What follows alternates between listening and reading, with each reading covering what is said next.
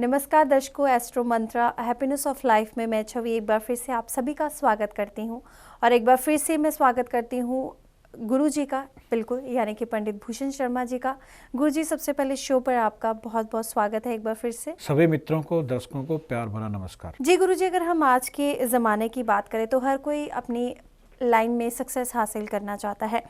कुछ लोग ऐसे होते हैं जो काफ़ी स्ट्रगल करते हैं लेकिन उसके बावजूद भी उनको सक्सेस नहीं मिल पाती है। अगर हम बात करें कला के क्षेत्र की, क्योंकि आज जो हम ईमेल्स लेंगे वो भी कुछ ऐसी सी हैं कि पहली जो ईमेल है ये भी कला के क्षेत्र में ये काफ़ी साल से हैं, लेकिन कुछ इनका हो नहीं पा रहा है, कुछ सक्सेस नहीं मिल पा रही है। तो ऐसा क्यों होता है गुरुजी कि हम इतना एफर्ट्स करते हैं और एफर्ट्स करने के बावजूद भी हमारा वो नाम नहीं बन पाता। अगर हम बड़ी बड़ी हस्तियों की बात करें तो वो भी लोग हैं, हमारे जैसे हैं, हमारी जैसी उन्होंने मेहनत की है। शायद आजकल के ज़माने में हम उनसे ज़्यादा मेहनत कर रहे हैं, लेकिन वो जिस मुकाम पर है हम उस मुकाम पर नहीं पहुँच पा रहे हैं। तो कहीं ना कहीं ये देख के हमें डिसअपॉइंटमेंट ज़रूर होती है। तो क्या हमारे ग्रह नक्षत्र ये डिसाइड करते हैं कि हमने कितना हासिल करना है अपनी ज़िंदगी में, चाहे हम जितनी मर्जी मेहनत कर लें? जी छवि, मैं बताना चाहूँगा अपने दोस्तों को, मित्रों को कि जो भी हमारे जीवन में तरक्की मिलती है, उन्नति मिलती है, उसका कारण हमारे ग्रह होते हैं। देखिए, मैं बार बार कहता हूँ कि ग्रह जो अच्छे या बुरे होते हैं वो हमारे पूर्व जन्म के कर्मों के द्वारा होते हैं। इंसान को सत्कर्म अगर करते हैं तो उनके इस जन्म में भी ग्रह बहुत अच्छे होते हैं। बात है फिल्मी लाइन से, कला के क्षेत्र से। जिन्होंने हमें ये मेल भेजी है उनका डेट ऑफ बर्थ टाइम के मुताबिक हम ये कहना चाहेंगे कि ये लाइन उनके लिए सूटेबल नहीं है, क्योंकि इनका शुक्र नीच का है।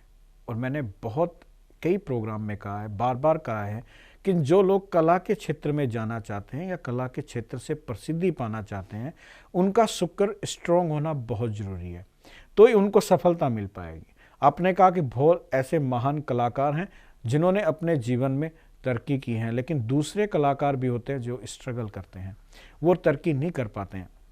मैं आपको बताना चाहूँगा इस प्रोग्राम के माध्यम से कि देखिएगा, एक अभिनेता होता है, वो नाचता है, लेकिन उसके साथ नाचने वाले और भी साइड में होते हैं। वो भी लोग नाच रहे हैं, उनको कोई भी नहीं देखेगा, लेकिन जो कलाकार मैन है उसी के ऊपर हर एक इंसान का फोकस होता है। कारण उनके सितारे। इंसान मेहनत बहुत करता है, मेहनत का फल भी मिलता है, लेकिन कई लोगों को बिल्कुल भी नहीं मिल पाता, क्योंकि उनके ग्रह ही कुछ ऐसे होते हैं, उनकी कुंडलियों में कुछ दोष ही ऐसे होते हैं। यहाँ मैं कहना चाहूँगा आपको कि आपकी कुंडली के अंदर शुक्र नीच का है, या तो आप इस क्षेत्र को छोड़ दें। अगर आप चाहते हैं कि इस क्षेत्र में आपको फ़ायदा मिले तो मैं कुछ उपाय आपको ज़रूर बताऊँगा। अगर आप ये करेंगे तो निश्चित इस क्षेत्र में आप सफलता पा जाएंगे। दाएं पैर के अंगूठे के अंदर चांदी का गोल छल्ला अगर आप पहनते हैं तो ये आपको फ़ायदा देगा। हर शुक्रवार के शुक्रवार अगर आप कर सकते हैं तो बहुत अच्छा उपाय है। पंच जो द्रव्य होते हैं, पंच द्रव्य मैं आपको बताना चाहूँगा: दूध, दही, शहद, देसी घी और देसी खंड। इसको हम लोग चरणामत भी कहते हैं। अगर आप ये सब बराबर मात्रा में लेके शिवलिंग पर हर शुक्रवार के शुक्रवार चढ़ाते हैं तो निश्चित इस क्षेत्र में आपको सफलता जरूर मिलेगी। एक चीज़ और मैं आपको कहना चाहूँगा, आप हीरा पहने। अगर आप हीरा 5.25 रत्ती का सबसे बड़ी अंगुली में शुक्रवार वाले दिन पहनते हैं तो निश्चित तौर पे आप अपने शुक्र को ऊंच का करते हैं, और इसके ऊंच के होने के बाद जो आप फिल्मी लाइन में स्ट्रगल कर रहे हैं, निश्चित तौर पे ये आपकी जो समस्या है खत्म होगी और आपको फ़ायदा मिलेगा। ये मेरा अपना मत है। जी गुरुजी, ये तो आपने आम लोगों को जो भी फिल्मी लाइन में या कला के क्षेत्र में स्ट्रगल कर रहे हैं उनको ये जानकारी दी है, लेकिन अगर हम एक हॉरोस्कोप को एनालाइज करना चाहें, जी बिल्कुल, ये ईमेल हमें आरती ने भेजी है और इनका जो जन्म है ये 10 अगस्त 1978 को हुआ है और टाइम है 4:30 बजे सुबह के, और इनका जो जन्म है वो चेन्नई में हुआ है। ऑस्ट्रेलिया में फ़िलहाल ये रह रही हैं। ये कह रही हैं कि फिल्मी लाइन में काफ़ी देर से हैं, काफ़ी देर से स्ट्रगल कर रही हैं, लेकिन अभी तक इन्हें सक्सेस नहीं मिल पा रही।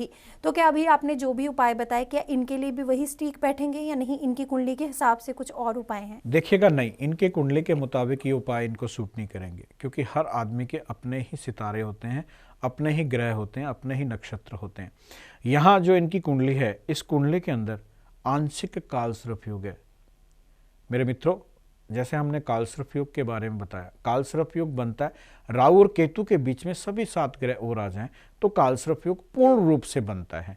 पूर्ण रूप से जो कालसर्प योग होता है उसके प्रभाव कुछ अलग होते हैं। एक कालसर्प योग बनता है आंशिक रूप से। आंशिक रूप से कालसर्प योग का क्या मतलब होता है, राहु और केतु के बीच में 8 ग्रह रहेंगे, मतलब राहु और केतु से 8 ग्रह बीच पूरे टोटल होंगे, एक ग्रह कोई भी बाहर निकलेगा, चाहे वो चंद्रमा हो या अदर कोई भी ग्रह हो, तो इसको हम कहते हैं आंशिक कालसर्प योग।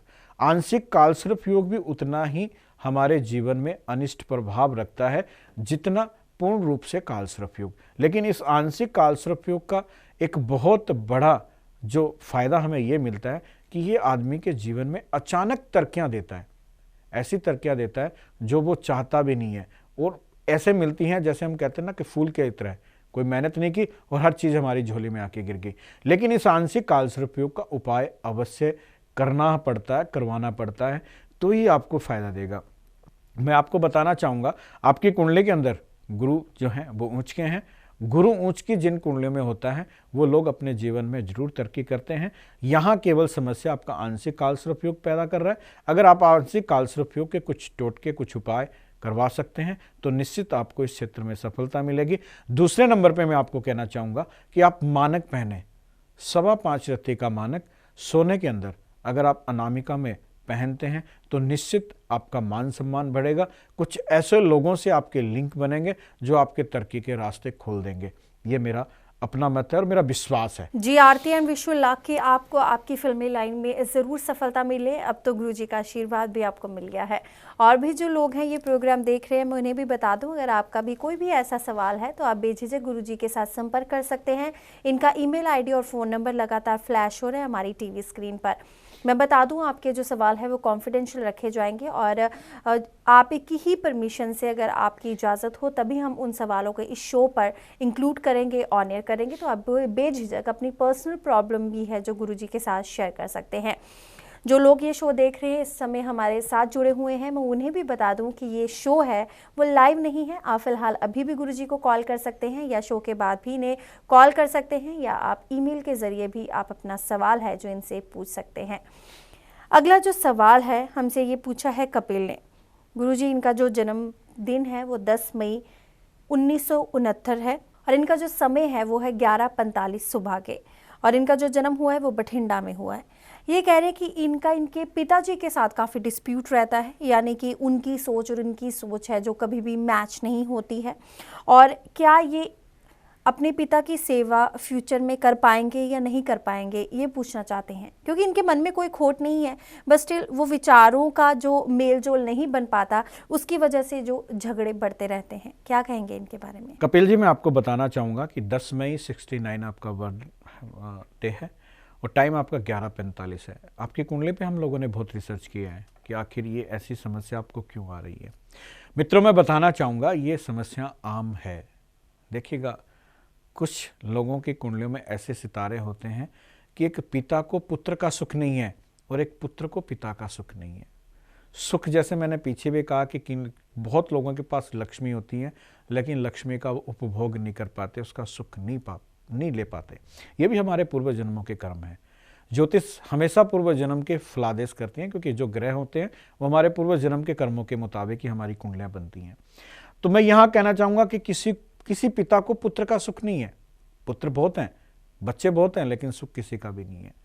किसी पुत्र को पिता का सुख नहीं है, वो अपनी तरफ से अपनी जान न्यौछावर कर देता है, लेकिन पिता के साथ उसके विचार कदापि नहीं मिल पाते। ये भी हमारी कुंडली के अंदर कुछ अनिष्ट ग्रह होते हैं। विशेष करके ऐसे जो दोष होते हैं उनमें पितृदोष, दूसरे नंबर पर सूर्य और शनि का तालमेल। क्योंकि पुरानी कथाओं में भी लिखा गया है, ज्योतिष में भी कहा गया है, सूर्य और शनि है पिता और पुत्र, लेकिन दोनों एक दूसरे के कट्टर दुश्मन हैं, एक दूसरे को देखना भी पसंद नहीं करते हैं। तो ऐसा ही अगर कुंडली में योग बनता है, सूर्य और शनि का एक साथ का योग बनता है, तो पिता को पुत्र का और पुत्र को पिता का सुख नहीं मिल पाएगा। तो कपिल जी, मैं ये कहना चाहूँगा कि ऐसा ही योग आपकी कुंडली में है। संयोग बस ये योग जो बना है, आप अपनी तरफ से पूरी कोशिश करते हैं अपने पिता के साथ तालमेल बिठाने की, लेकिन वो नहीं मिल पाते। कारण सूर्य के साथ जो शनि है वो ऐसा नहीं होने देगा। अगर आप चाहते हैं कि आपके पिता से आपके विचार मिलने, तो इस योग का कुछ उपाय करें। अगर करेंगे तो निश्चित आपको सफलता मिलेगी। आप अपनी तरफ से कोशिश करते रहें, कभी न कभी भगवान ये सुख भी आपको जरूर देगा। दर्शकों देखिएगा, बहुत हमारे पास कुंडलियाँ आती हैं, उस कुंडलियों के अंदर शादी की प्रॉब्लम है, किसी को पत्नी का सुख नहीं है तो किसी को पति का सुख नहीं है, किसी को संतान का सुख नहीं है। ये सब हमारे पूर्व जन्म के कर्मों का ही फल है। तो अपने कर्म जरूर अच्छे रखें। अगर हम हमारे कर्म अच्छे रखेंगे तो आने वाला समय या आने वाला जन्म जो होगा वो बहुत ही अच्छा होगा। कहते हैं ना कि अगर सत्कर्म किए जाएंगे तो हमारे जो संचित कर्म हैं, उन कर्मों के अंदर कहीं ना कहीं जो दोष लगे हैं वो जरूर टूट जाएंगे, ब्लास्ट हो जाएंगे। क्योंकि भीष्म पितामह ने, महाभारत का जब युद्ध हुआ था तो भीष्म पितामह को कितने ही दिन उस तीरों की सैया पे सोना पड़ा। तो उन्होंने भगवान वासुदेव से पूछा कि मैं अपनी दिव्य दृष्टि से 100 जन्म देख रहा हूँ, मुझे कहीं नजर नहीं आ रहा कि मैंने कोई पाप किया हो, तो मेरे साथ ऐसा क्यों हुआ। तो भगवान वासुदेव ने उनको बहुत एक अच्छा सा जवाब दिया कि आपने 100 जन्मों तक तो नहीं किया, लेकिन इस जन्म में किया। और वो क्या किया था? द्रौपदी का चीरहरण उन्होंने देखा था। तो कहते हैं कि कुछ भी हमारे सामने घटित होता है, कुछ अनिष्ट घटित होता है या हम घटित करते हैं तो पाप के भागी जरूर बनते हैं, और उस पाप को हमें किसी न किसी जन्म में भोगना जरूर पड़ेगा। तो कपिल जी घबराइए मत, अगर आप सूर्य और शनि का उपाय करेंगे तो जरूर आपको पिता का जो सुख है वो मिलेगा। बिल्कुल छोटा सा उपाय है, मैं आपको बताना चाहूँगा। सूर्य भगवान को जल दें, अगर आप ऐसा करते हैं तो भी फायदा मिलेगा। शनिवार के दिन अगर आप तेल से बनी हुई चीज़ें, विशेष करके पकोड़े या जितने भी तेल से कोई पदार्थ खाने के बनते हैं, वो वस्तुएं अगर आप किसी गरीब में दान करते हैं, कुष्ठ आश्रम में दान करते हैं तो भी फायदा मिलेगा। एक बहुत ही सुंदर उपाय आपको बताऊंगा। अगर आप किसी विकलांग को व्हील चेयर दान करते हैं तो इतनी जल्दी आपको इस समस्या से छुटकारा मिलेगा, आप सोच भी नहीं पाएंगे, और भगवान आपका मंगल करेगा। ये मेरा आशीर्वाद भी है। जी गुरुजी, एक और सवाल है। इनका जो सवाल है वो अक्सर हम आमतौर पर रोज़ सुनते हैं, रोज़ देखते हैं कि नज़र लगना। इनका जो जन्म है वो 31/10/1972 को है, 3:30 बजे है दोपहर का, और चंडीगढ़ में इनका जन्म हुआ है। ये कह रहे हैं कि ये इनका व्यापार है, ये बिज़नेस करते हैं, लेकिन कभी जब बहुत अच्छा चलने लगता है तो एकदम से थोड़े दिनों बाद ठप हो जाता है, काफ़ी काम कम हो जाता है। तो इनको यही लगता है कि शायद किसी की नज़र लग जाती है उन दिनों में, एकदम से जब मेरा कारोबार चलने लगता है। तो ये नज़र लगना या किसी का आशीर्वाद मिल जाता है तो अच्छा काम शुरू हो जाता है, तो ये सब चीज़ें कितना मायने रखती हैं हमारी ज़िंदगी में, और आप इन्हें क्या कहेंगे? गुरबचन सिंह जी, आपने जो मेल किया अपनी डेट ऑफ बर्थ टाइम के मुताबिक, मैं आपको बताना चाहूँगा कि आपको एक वहम है या भ्रम है कि आपके कारोबार पे नज़र लगती है। देखिएगा, नज़र बंधन होता ज़रूर है, वो हमारे जीवन में प्रभाव भी डालता है, और एक कहावत है कि नज़र जो है वो पत्थर को भी फाड़ देती है। ये सच्चाई है। अगर आपको लगता है कि आपके कारोबार पे नज़र लगती है तो बिल्कुल सिंपल सा एक उपाय है, अगर वो आप करेंगे तो निश्चित आप सफलता पा जाएंगे। दुर्गा विसा यंत्र, माँ दुर्गा का यंत्र होता है, अगर वो आप अपने पूजा स्थल पे या अपने गले में रखते हैं तो ये नज़र बंधन के जो चक्कर है उससे आप छुटकारा पा जाएंगे, और आपको जो कारोबार में दिक्कतें आती हैं वो ख़त्म हो जाएंगी। अब आपने सवाल किया छवि कि क्या आशीर्वाद से भी कुछ होता है, तो मैं कहता हूँ आशीर्वाद से तो बहुत कुछ होता है। ऐसा कुछ होता है जो हम सोच भी नहीं सकते हैं। अपने प्राचीन हमारे जो समय था उस शास्त्रों में लिखा गया है कि किसी राजा के संतान नहीं थी, कोई ऋषि आए, उन्होंने उनको आशीर्वाद दिया और वो कितने ही पुत्र या पुत्रियां हो गई। तो आशीर्वाद जो देते हैं वो आशीर्वाद इतना फलीभूत होता है, क्योंकि जो लोग आशीर्वाद देने लायक है उसकी जो परमात्मा की सिद्धियां हैं, उसकी जो उपासना है, उसके जो सत्कर्म है, उसकी जो विद्याएं हैं वो इतनी ज़्यादा दिव्य होती हैं कि वो कहते हैं कि वो 1 मिनट में अपना काम कर जाती हैं। कहते हैं ना, साध का कया कोई जान नहीं सकता, वो कहाँ बोलता है, कैसे बोलता है, वो ही जानता है। क्योंकि संत की महिमा वेद न जाने। संत जो होते हैं, जो धार्मिक लोग होते हैं, जो साधुवाद लोग होते हैं, उनका आशीर्वाद एक तरह से वरदान का रूप होता है। अगर वो वरदान किसी को मिल जाए तो मैं कहता हूँ उनका जीवन बदल जाता है। इसीलिए हमारे ज्योतिष के अंदर बार बार कहा गया है कि गुरुओं को अपमान ना करें, जो हमसे बड़े हैं उनके पैर छुएं, उनका आशीर्वाद लें। देखिएगा, समय कुछ इतना गलत चल पड़ा है कि हम हमारी जननी माता पिता को भी घर से निकाल देते हैं, तो वो बद्दुआएं हैं। और कहते हैं कि अगर दुआ होगी तो वो आपके भाग्य को बदल देगी, और बद्दुआ होगी तो वो धरती और आकाश को भी दो फाड़ कर देगी। ये एक सच्चाई है। तो बद्दुआ ना लें, अपनी तरफ से हर एक बुजुर्ग के आशीर्वाद लें, उनके चरण स्पर्श करें और संत महात्माओं की वाणी पे चलने की कोशिश करें। अगर आप ऐसा करते हैं तो जरूर अपने जीवन को सफल बनाते हैं। और ये एक सच्चाई है, क्योंकि हमेशा कहा गया है, देखिए प्राचीन समय में कोई भी बड़ा हमें मिलता था तो हम उनके पैर छूते थे, लेकिन पैर छूने का भी अपना एक तरीका है। उस तरीके के अनुसार आप पैर छुएंगे तो ही आप आशीर्वाद के भागी बनेंगे। हमारे शास्त्र जो वो कहते हैं कि आप किसी अच्छे विद्वान के, किसी भी संत महात्मा के पैर छूते हैं, देखिएगा बहुत संत महात्मा ऐसे होते हैं जो अपने पैरों तक को हाथ नहीं लगाने देते। जिस आसन पे वे बैठते हैं उसी आसन तक के आप छू सकते हैं। क्यों? कारण क्या है? कारण ये है कि आप किसी भी संत महात्माओं के पैर छूते हैं, या अपने मेहमान, आए हुए मेहमान के पैर छूते हैं, या अपने माँ बाप के पैर छूते हैं, तो पैर छूने से जो आपने पाप कर्म किए हैं वो आप उनको दे देंगे, और उन्होंने जो पुण्य किए हैं वो आप ले जाएंगे। देखिए कितना भगवान ने हमें एक चुंबकीय शक्ति प्रदान की है, लेकिन हम लोग समझ नहीं पाते हैं। आशीर्वाद एक फूल की तरह है, आशीर्वाद एक गॉड गिफ्ट है जो कोई भी कहीं भी ले सकता है। अपने माता पिता की सेवा अवश्य करें, और ज्योतिष का अपना एक रूल है, अपने एक नियम है। अभी मैं बात कर रहा था कि पैर छूने के भी तरीके हैं। आज जो समय चल रहा है, हर इंसान, आज के जो बच्चे हैं बिल्कुल मॉडर्न हो गए, केवल घुटने तक अपने हाथ लगाते हैं, वो कोई पैर छूना नहीं है। पैर छूने का जो तरीका है, आप बिल्कुल झुकें, और जो आपका बुजुर्ग हैं, जो संत महात्मा हैं, उनके पैरों पे अपने हाथ रखें, तो ही वो पैर छूना है।